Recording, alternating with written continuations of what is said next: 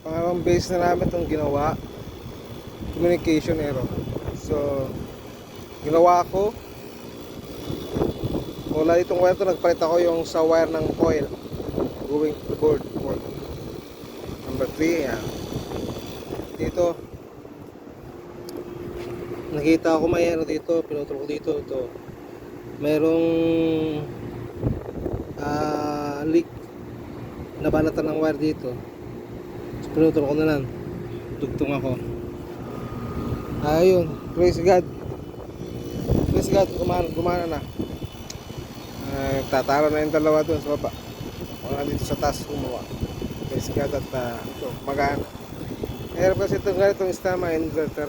Kunting leak lang ng wire ay hindi talaga gana. Ground.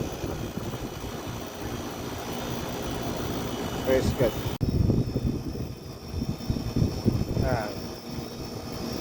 So far, gumagana pa. Check lang ako ng karga. Pero inverter ko eh. Pag taas yata.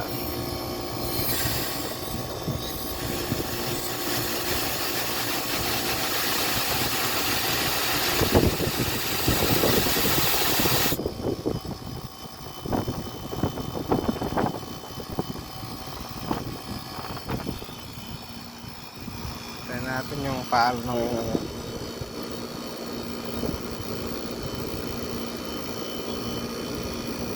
pag-base ng motor.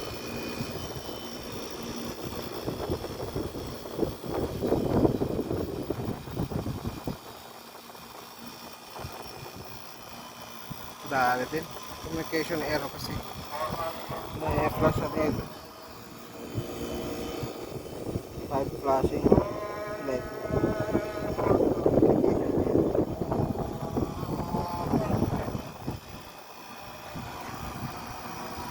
Okay na. Okay na. Assalamualaikum.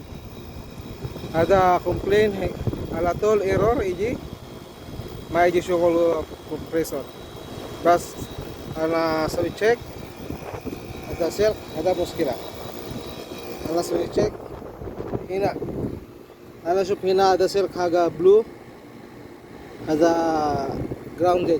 Ana change gair hada. Bade shop. Ada tani sep teh.